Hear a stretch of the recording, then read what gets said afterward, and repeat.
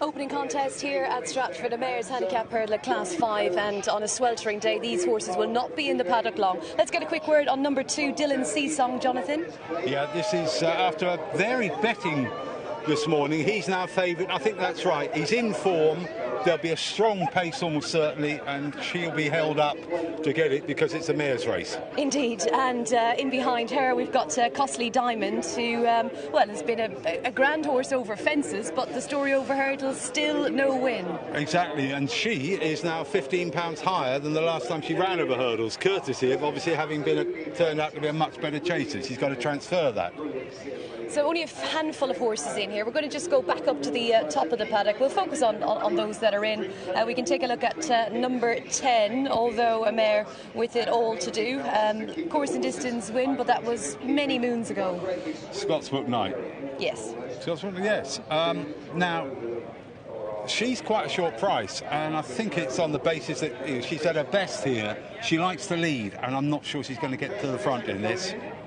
Very keen sword still, isn't she? Yeah. And in behind Scotsbrook Knight, number 10, we've got another horse who's got it all to do as well. None of the real fancy runners in as yet, apart from the two that we've seen, 1 and 2, but MINNIE MAHLER for Max Young. Yeah, handicap debut, and really she hasn't shown very much. Mind you, all she's done is run on soft ground, so perhaps she'd like different conditions. She may blossom.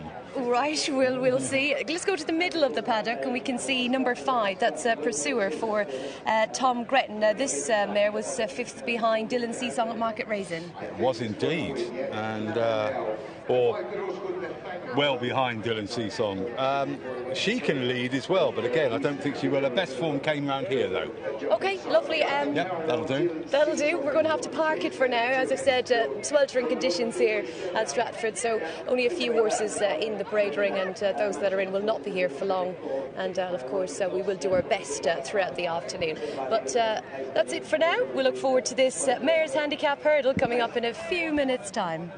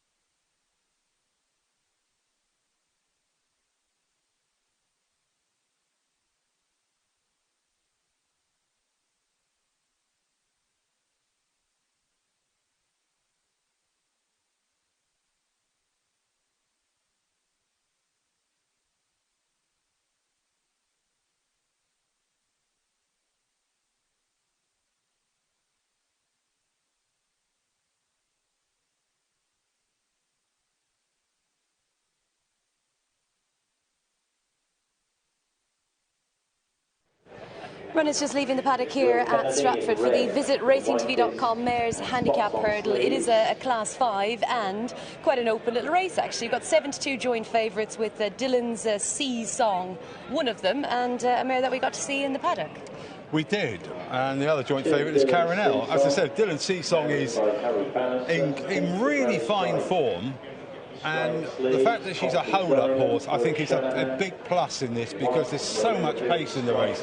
Apart from Scotsbrook Knight, who has made the running round here, and Pursuer, we also have, of course, Carinel, whose way of running is essentially to go point and go, like the Clappers. So I don't think there'll be any hanging around. And her best form, Carinel, was the second to what turned out to be a handicap good thing at Newton Abbot. She hasn't quite backed it up since, but this might be her day. Yeah, it could be. I think the fact that she's so well fancied and expected to get back on track for sure. Have a good day.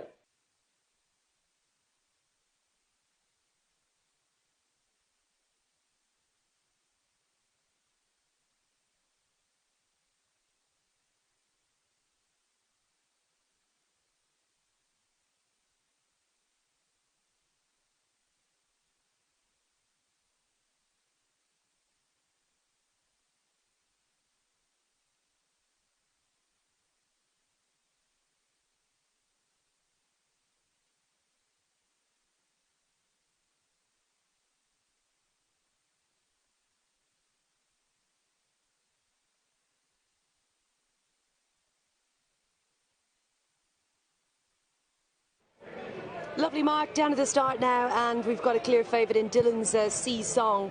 Carinel, a mare that has a real patchy profile. Only one win, that was at Cork back in 2019. But she's fancied, and it looks like she's maybe one that has turned a corner. Well, Carinel's best run was second, as I say, at Newton Abbot, who's gone on to win more than once since. That piece of form gives her every chance. She tends to go flying off in front, which might do for one or two of the other potential front runners. I thought Dylan Sea Song was just about edge favouritism, because she's in good form, she's a hold-up horse, and she'll have the race run to suit, I'm fairly sure. Yeah, she's really hit form, hasn't she? A winner at Huntington on good ground back in May, and then only beaten a neck last time. One of the big fancies here. Here's Martin Harris with a call. That's it, they're off and racing from the extended 2.25 mile starts. This is the Visit RacingTV.com Mares Handicap Hurdle.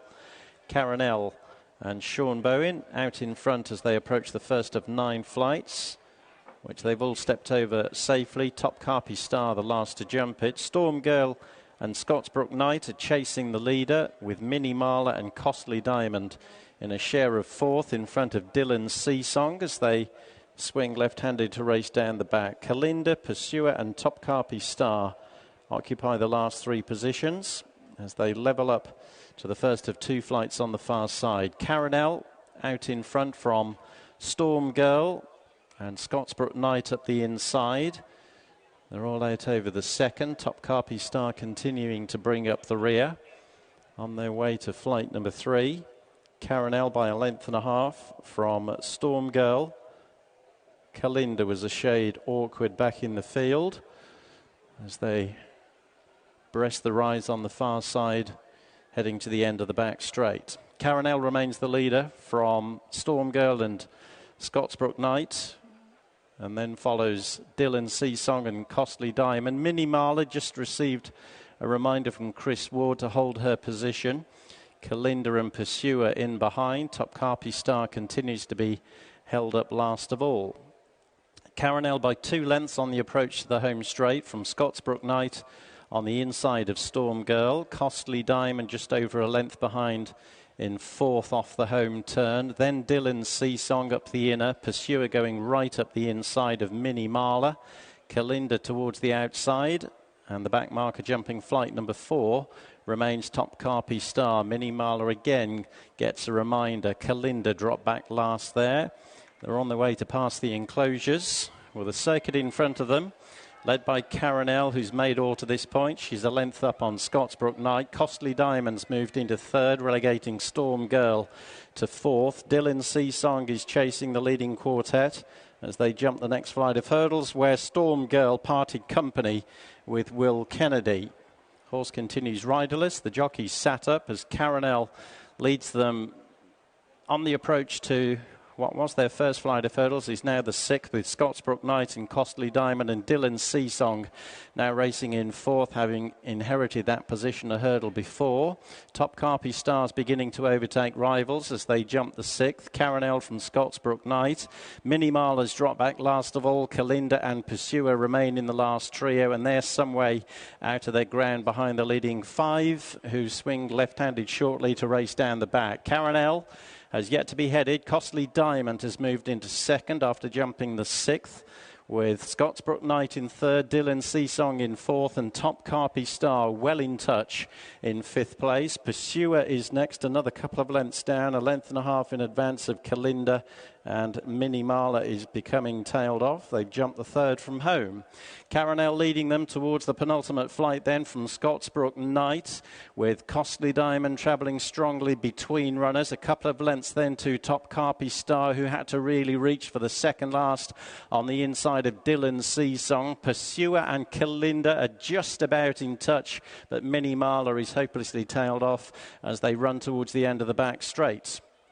They're entering the last 3 furlongs. Caranel remains in front, with Dylan Seasong now moving through the pack into 2nd and upsides the leader as they approach the turn out of the back. And Dylan Seasong under Harry Bannister has now raced into the lead between the last 2 flights. Starts to quicken away, does Dylan Seasong, readily stretching 4 or 5 lengths clear of the long-time leader Caranel, with TOPKAPI Star moving into 3rd. Pursuer, Costly Diamonds weakened, so was Scotsbrook Knight as they level for home. They've got one more flight of hurdles to jump. Dylan Seasong kept up to her work with a 5-length advantage going over the final flight from TOPKAPI Star. Pursuer into 3rd, but making no impression on the 2 in front of her. Inside the final 100 yards they go. Dylan Seasong, TOPKAPI Star staying on in 2nd, but Dylan Seasong will win the opener, easing down by 3 lengths to TOPKAPI Star, with Pursuer back in 3rd position, and then a gap to Caranel, Costly Diamond, Scotsbrook Knight, KALINDA and MINNIE Mahler. It's a wonderful roll of good form written by James Davis, Mark Usher, combining with the win. This mare by Dylan Thomas, and well, she's got the pace she required, and it's a strongly run race. Back in 2nd, TOPKAPI Star and Pursuer in 3rd. Yeah, I didn't think she was going that well on the final circuit, but when Harry Bannister asked her to go, she certainly did. I think this is absolutely as far as she wants to go. Well, yes, because